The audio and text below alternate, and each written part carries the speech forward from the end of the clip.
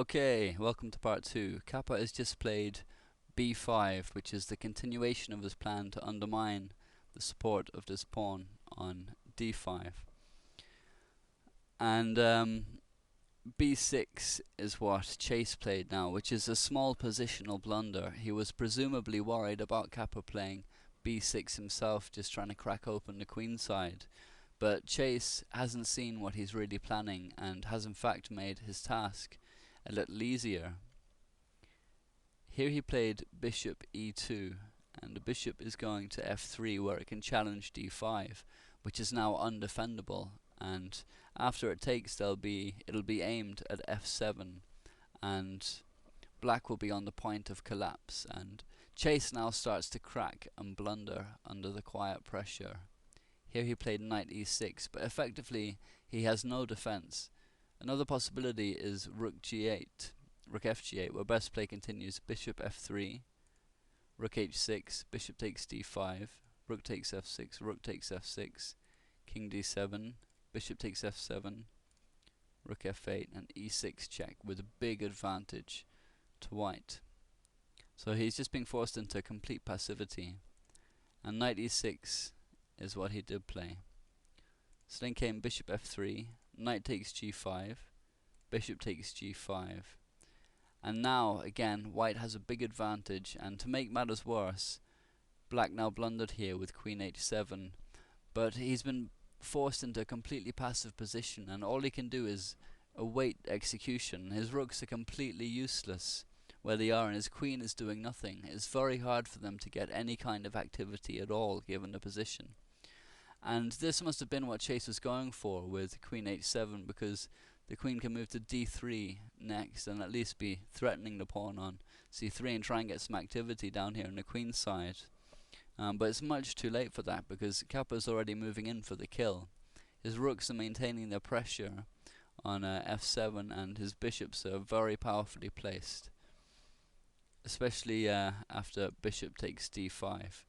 And now white is absolutely winning, and black should really resign. Chase played queen d3, the continuation of his plan, but this was a blunder that leads to a mate in 4, which Kappa found, and Chase's only hope was to give up some material. Instead it was something like king d7, but now comes rook takes f7 check, rook takes f7, rook takes f7 check, king e8, rook takes h7, rook takes h7, and white has an easily won endgame.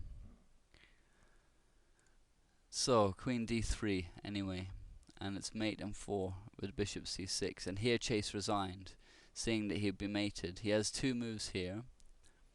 If king d8, then rook takes f7 with check from the bishop, and black has only one move, which is c8, and rook takes f8 check, rook takes f8, and rook takes f8 is mate. And his only other possible move after this check from the bishop is king e7. But now rook takes f7 with double check from the rook and the bishop, and the king has only one square, which is e6, and now there's a few different ways to mate. Rook e7 is one of them. So that's it, a great game from Kappa. I'll replay it with the threatened squares highlighted just so you can see it from start to finish.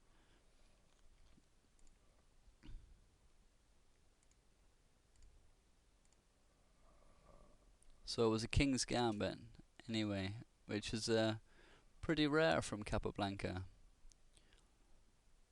It's unusual to see him playing, what some people consider a dubious opening in terms of, well, safety and that type of thing. I mean, played correctly by black it can be okay, but there's the very creative queen sacrifice. Best move into position by far. It's very easy when you see your queen threatened just to think immediately, you have to move it. But great players see beyond that and see the potential for playing unconventionally. And Capablanca was certainly one of them, not necessarily unconventional, but just a brilliant thinker in chess terms, and almost always found the strongest position, or the strongest move, sorry. And there you have it. It's a forced mate in 3 from this position now. Okay, I hope you enjoyed that and found it instructive. Please leave any comments or thoughts. Thanks very much.